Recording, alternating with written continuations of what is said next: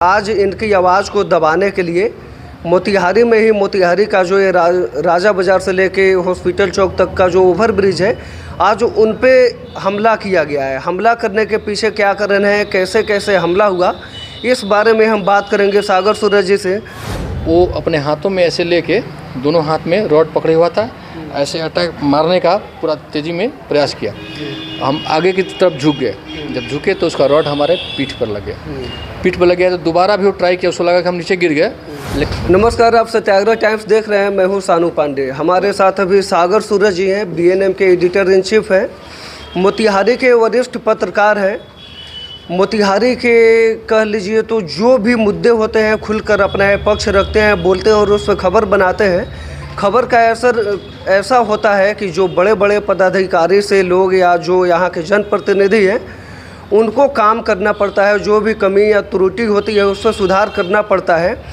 लेकिन एक दुख का खबर ये है कि आज इनकी आवाज़ को दबाने के लिए मोतिहारी में ही मोतिहारी का जो ये राजा बाज़ार से लेके हॉस्पिटल चौक तक का जो ओवर ब्रिज है, आज उन पे हमला किया गया है। हमला करने के पीछे क्या कारण है, कैसे कैसे हमला हुआ, इस बारे में हम बात करेंगे सागर सूरज जी से। कितने बजे की घटना है, कहाँ जा रहे थे कि ये घटना हुई? आज की है करीब 1 बजे की घटना है। हम लोग एक खबर का स्टोरी का छतौनी कर चौक पे जा रहे थे। ट्रैफिक जो स्नारलफ है वहाँ पे सब्जी मार्केट वगैरह का जो मामला चल रहा था उस पर भी रिपोर्टिंग करनी थी। तो हम लोग 4 लोग यहाँ से निकले, 2 बाइक से सवार होकर। 2 बाइक से सवार होकर 4 आदमी निकले। तो उसके बाद हम आगे थे, मेरे ड्राइविंग कर रहे थे सुधांशु शेखर, जो हमारे यहाँ एडिटिंग करते हैं, और मैं पीछे बैठा था। और एक और बाइक पे नितिन थे और उनके पीछे बैठे थे प्रिंस। हम लोग जब यहाँ से निकले हैं तो जैसे ही ओवरब्रिज पर चढ़ते हैं, उसके बाद क्या हुआ कि ओवरब्रिज पे लगभग 100 कदम के आसपास हम गए होंगे अधिकतम। इसी बीच एक काले रंग की बाइक, जिसका नंबर स्पष्ट से पढ़ा नहीं जा रहा था, 2 लोग थे। पीछे जो लड़का बैठा था वो मतलब 16-17 साल का उम्र रहा होगा उसका, जीन्स पैंट और टी शर्ट पहना था। वो मेरे करीब हुआ तो हमको लगा कि मेरे कुछ मैंने अनईजी महसूस किए, कोई गाड़ी अचानक मेरे नज़दीक आ गई। तब तक मैंने देखा क्या कि वो अपने हाथों में ऐसे लेके दोनों हाथ में रॉड पकड़े हुआ था, ऐसे अटैक मारने का पूरा तेज़ी में प्रयास किया। हम आगे की तरफ झुक गए, जब झुके तो उसका रॉड हमारे पीठ पर लग गया। पीठ पर लग गया तो दोबारा भी वो ट्राई किया, उसको लगा कि हम नीचे गिर गए।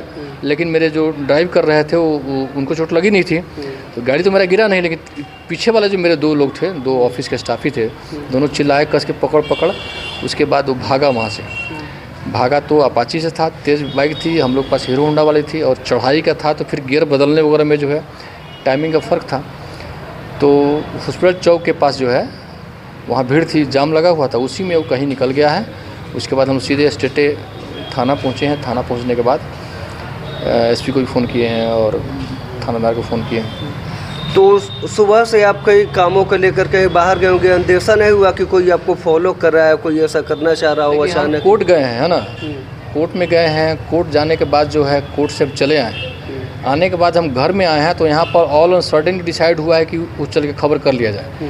ऐसा भी नहीं है कि जो खबर हम करने जा रहे हैं उसकी किसी को लीक हो गया हो कि हम निकलने वाले हैं। वो लड़का लगातार वहाँ आसपास में हमारे राजा बाज़ार में कोई उसको इन्फॉर्म किया था कि ये जो है इस टाइम में ऊपर से नीचे उतरते हैं, क्योंकि बाकी कोई टाइम नहीं है। 4 दिन 5 दिन हम तो घर में ही रह जाते हैं, हम घर से निकलते नहीं हैं, हमारा अपना काम है, घर में ही कहाँ है, बाकी फील्ड कुछ देखते नहीं हैं। लेकिन आज लड़का आया था वो हमारे पास, तो हुआ चलो रिपोर्टिंग कर लिया जाए। तो यहाँ आके सडनली ये डिसाइड हुआ है कि चल के हम लोग कवरेज कर लिया जाए। हम लोग यहाँ से निकले हैं तो वो जो फॉलो करने वाला मुझे लगातार फॉलो कर रहा था, और वहाँ उसको मौका मिला है, मेरे करीब सटा है और अटैक करके वहाँ से भागने का प्रयास किया। क्या लगता है क्या कारण हो सकता है? क्योंकि अब कई खबरें चला रहे थे अभी जो काफ़ी महत्वपूर्ण थे, उस पर कार्रवाई वगैरह जो भी है उस पर काम वगैरह हो रहे थे, तो क्या लगता है कि न्यूज़ के पीछे या कोई पर्सनल प्रॉब्लम हो?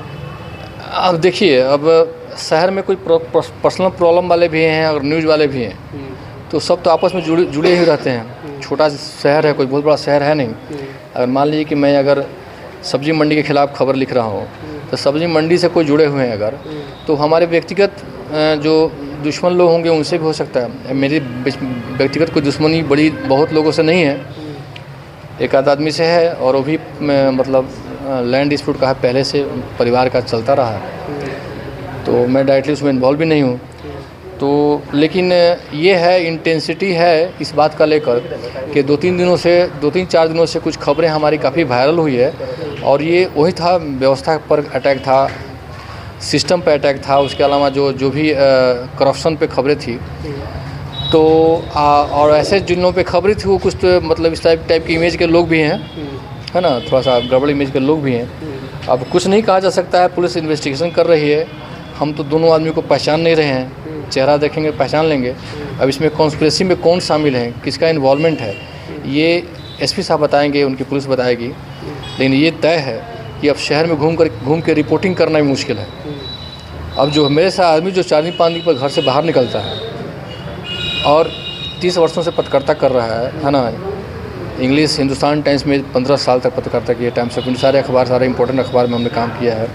अभी बॉर्डर न्यूज़ मिरर में या एडिटर इन चीफ हैं।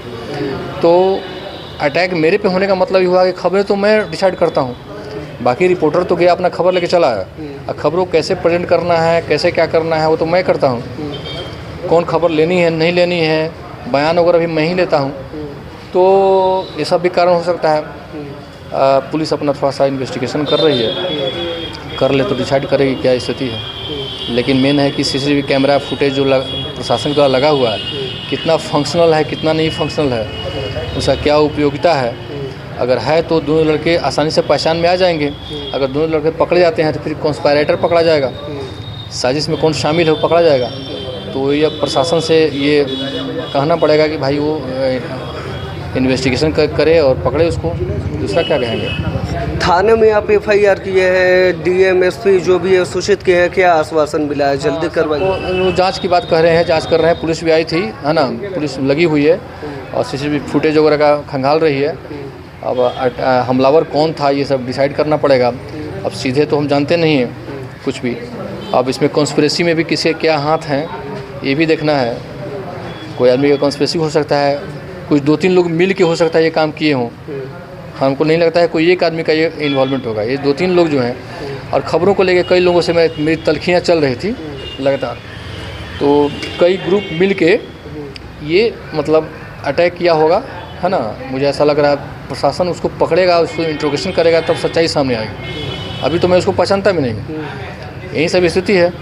अब फाइनली जो है डिसाइड करना है एसपी साहब को कि कैसे इन्वेस्टिगेशन हो रहा है, क्या हो रहा है, बस वही है। सागर सूरज जी हैं, मोतिहारी के वरिष्ठ पत्रकार हैं, हर एक मुद्दों पे खुल के बोलते हैं। लेकिन सोच लीजिए, जब लोकतंत्र का चौथा स्तंभ यहाँ पे सुरक्षित नहीं है, आज दिन बहुत सारी खबरें पूरे बिहार से लेकर भारत से आती रहती है, जहाँ पत्रकारों पे हमेशा हमले होते रहते हैं। ऐसे में देखना है कि मोतिहारी जिला प्रशासन इसमें क्या उचित कार्रवाई करती है, कब तक इसके पीछे शामिल लोगों को पकड़ पाती है। आगे के अपडेट के लिए आप बने रहिए। आप सत्याग्रह टाइम्स देख रहे थे। बहुत बहुत धन्यवाद।